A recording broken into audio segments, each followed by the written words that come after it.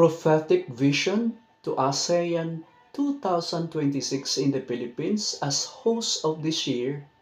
to the light of God through baptism anointed by the Spirit to proclaim the good news to ASEAN 2026 today. Address to all leaders of ASEAN 2026, which the country, the Philippines, is the host of this year that is now ongoing with the significance of ASEAN, a region with deeply diverse beliefs, uniting through a shared, often implicit theological or ethical framework of love of God and neighbor, represents a move towards principled pluralism and regional stability. This unification of ASEAN is rarely about converting to a single faith, but rather finding a common denominator in the theological teaching of compassionate action, care for the vulnerable, and peaceful coexistence, which many, including Christians, ground in the love taught by Jesus Christ. Hoping that our leaders of the ASEAN Summit in the entire events will be enlightened why in this year 2026, after the Jubilee 2025, closing of the Holy Door of the Jubilee of Hope, Pope Leon XIV, with prophetic gift received through baptism, that when ASEAN was established on August 8, 1967, in Bangkok, Thailand, commonly known as Bangkok Declaration,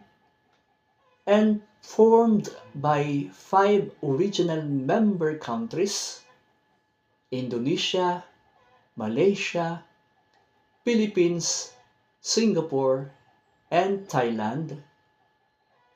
to foster peace, stability, and economic cooperation in a region previously marked by conflict and Cold War tensions. Why I said this? We need now to bear witness or witnesses to Christ in the world. It is not limited to predicting the future, but rather involves the ability to interpret modern events, the signs of the times, in the light of the gospel, as taught by Jesus our Lord, as chosen witness of God's resurrection at Poyano, Verona, before the great Jubilee 2000 of the birth of Jesus 2000 years ago, having the light of God covered my entire body, blood, and soul, directly given by Mary, the Mother of God, where the ASEAN is now in the Philippines, to be the host which the Catholic vision in respect to other beliefs of our ASEAN leaders, the Philippines as Pueblo Amante de Maria, a people in love with Mary, signifies a deep, ingrained, culturally rooted devotion to the Blessed Virgin Mary, which serves as a guiding light to just to Jesus Christ for the salvation of humanity on this 21st century in the fullness of time. The vision posits that Filipino Catholics' identity is uniquely defined by a filial love for Mary, which in turn acts as a pathway to Christ. The true light of the world. Same of the papacy of Pope Leon XIV on May 9, 2025. To its original apostolic successions to Saint Peter, the first Pope of our Universal Catholic Church. On the Jubilee of Hope last year, 2025, in the Philippine time of the conclave elections, with the smoke or white smoke appeared at 1:08 a.m. Philippine time, celebrating the third anniversary of the Prophecy 2022 in the Philippines on May 9, 2022, to our national and local elections, to God's chosen legitimate highest leader, our Excellency President Ferdinand R. Marcos Jr., where the ASEAN leaders called him to hold the ASEAN 2026 in the Philippines today. How it is being connected to the ASEAN that was established on August 8, 1967. 2 years after the 1965, when completely finished by Saint Paul VI, the Vatican II of 1965, Dei Verbum, of the dogmatic constitution about the divine revelation. For August 8 is the feast day or memorial of Saint Dominic de Guzman, major figure in the Catholic history, celebrated as founder of the Order of Preacher, who his life and legacy emphasized the motto contemplate tradere,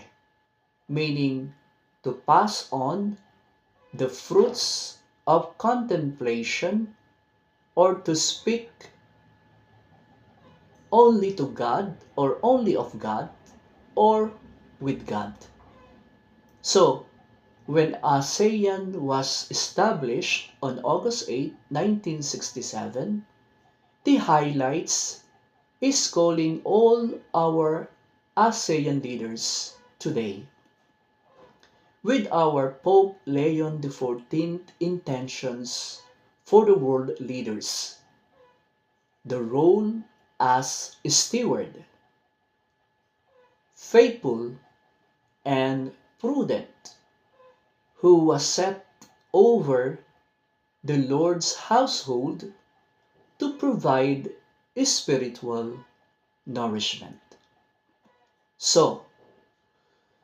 contextualizing of ASEAN 2026, which is anticipated as a year of glorious disruptions and a shift in the evangelization paradigm, the prophetic gift in the threefold mission through baptism is sharing Christ's ministry to the ASEAN 2026. The prophetic gift allows Christians to navigate global shifts like the ASEAN Summit 2026, not with fear, but with faith, seeking to bring the light of the gospel into conversations about justice, peace, and human dignity.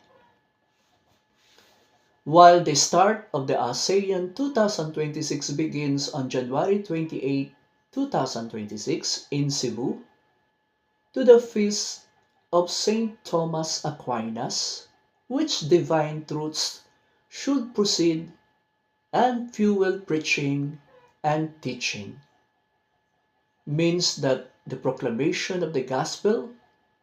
where we just open the National Bible Week, which is celebrated last Sunday, that proclamation of the gospel must not be based on human eloquence, speculations, or entertainment, but rather on sacred doctrine, theology, drawn directly from the scripture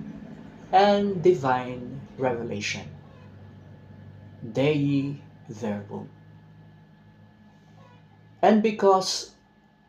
significance of ASEAN that was established on August 8, 1967 to Saint Dominic de Guzman, holding ASEAN 2026 to Pueblo Amante de Maria, the Philippines, which is coined in the 1937 International Eucharistic Congress in Manila. This title reflects the Philippines' deep devotion to the Blessed Mother, characterized by a special closeness, marking Filipino Catholicism from its inception. It is a bayan sumisinta kay Maria, a nation that turns to her with trust as a mother. Why the significance of ASEAN 2026 today, of the ongoing summit to its original anniversary on August 8, 1967, with Saint Dominic de Guzman, the Apostle of the Rosary, to the apparitions of Mary in 1208 to Saint Dominic, and gave him the Holy Rosary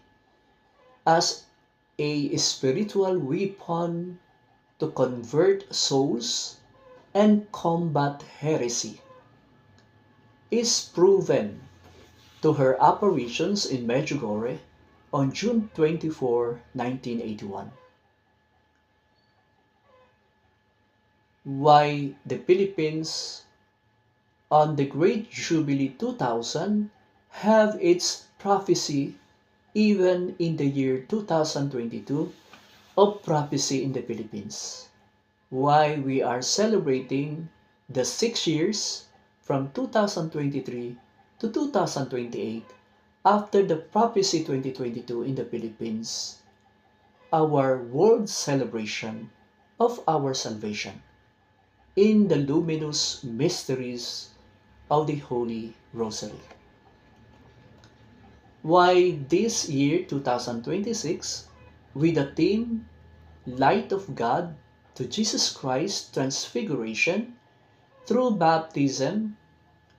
which is the true light of the world, in our 40 days given by God last year 2025 of Simbang Gabi in our Filipino traditions before Christmas from December 25, 2025 to February 2, 2026, which refers to the Catholic belief that Jesus Christ is the light, and through the Philippines Church strong Marian faith, this light is spread particularly in Southeast Asia. Why the ASEAN 2026 Today to Israel and Middle East to God's chosen people is now extended to the world of God's salvation, represents a theological concept of universal salvation, the belief that God's covenant with Israel, his chosen people, was never intended only for them, but was meant to bring salvation to all nations, including the ASEAN leaders and their own nation on this 2026 summit in the Philippines. In reading the signs of the times, which means discerning God's presence and will in current trends and major world events. Amen.